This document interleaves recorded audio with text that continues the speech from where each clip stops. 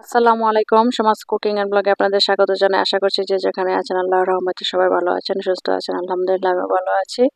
আজকে আমি একটি মজাদার রেসিপি নিয়ে এসেছি, সেটি হচ্ছে গাজরের লাড্ডু। আমি অল্প সময়ে খুব সাধারণভাবে যেভাবে রেসিপিটি তৈরি করেছি সেটি আমি আপনাদের মাঝে শেয়ার করছি। আশা করছি ভিডিওটি ভালো লাগবে। এখানে আমি গাজরগুলো আগে থেকেই ধুয়ে তারপর খোসা ছাড়িয়ে নিয়েছি, আর এখন আমি একটা গ্রেটারের সাহায্যে এগুলোকে গ্রেট করে নিব। গ্রেটারের সাহায্যে গ্রেট করে নিলে কিন্তু গাজরটা তাড়াতাড়ি সিদ্ধ হয়ে যায়। আর আমি এগুলোকে গ্রেট করে নিয়েছি। আমার 1 প্লেট গাজর হয়ে গেল গ্রেট করা। এখন আমি রান্নার জন্য একটি ফ্রাই প্যানে 1 টেবিল চামচ সয়াবিন তেল দিয়ে দিলাম, আর 1 টেবিল চামচ ঘি দিয়ে দিয়েছি। আর তার মধ্যে আমি সুঘ্রাণের জন্য দারুচিনি এবং এলাচ দিয়ে দিয়েছি। এলাচের মুখ আমি একটু ফেটে দিয়েছি। তারপর সুন্দর একটি ঘ্রাণ আসার পরে আমি গাজরগুলো দিয়ে দিলাম। এখন আমি গাজরের সাথে ভালোভাবে একসাথে মিক্সড করে নিচ্ছি। আর এখানে আমি 1 কাপ পরিমাণ দুধ দিয়ে দিয়েছি। আমি এখানে পাউডার দুধ গরম পানিতে গুলে তারপর দিয়ে দিয়েছি। আপনারা চাইলে কিন্তু গরুর দুধ বা লিকুইড দুধও দিতে পারেন।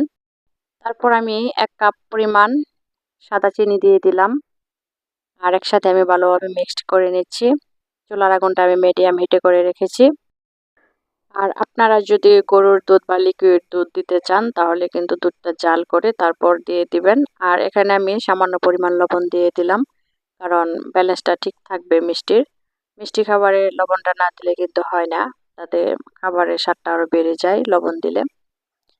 আর আমি এখানে স্বাদের জন্য দিয়ে দিলাম কিছু বাদাম কুচি, এটা অপশনাল, না চাইলে না দিলেও হবে। তো আমি যে দারুচিনি আর এলাচগুলো ছিল সেগুলো কিন্তু আমি একটা একটা করে ফেলে দিয়েছি। আর শেষ পর্যায়ে আমি 1 চা চামচ পরিমাণ ঘি দিয়ে দিলাম। ঘি দিয়ে আবার নেড়েচেড়ে ভালোভাবে মিশিয়ে নিয়েছি। আর এটাকে আমি একেবারে শুকনো শুকনো করে তারপর নামিয়ে নিয়েছি। তারপর ঠান্ডা হওয়ার জন্য কিন্তু আমি একটি প্লেটে নিয়ে নিয়েছি। এখন আমি যে লাড্ডুর যে শেপটা হয় সেটা আমি দিয়ে দিচ্ছি। আর আমি হাতে অল্প পরিমাণ তেল মেখে তারপর কিন্তু আমি লাড্ডুগুলো বানিয়ে নিচ্ছি।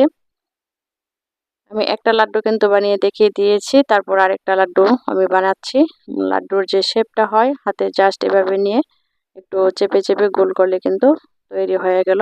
খুবই অল্প সময়ে মজাদার লাড্ডু তৈরি হয়ে গেল। তো সবাই ভালো থাকবেন, সুস্থ থাকবেন। আল্লাহ হাফেজ।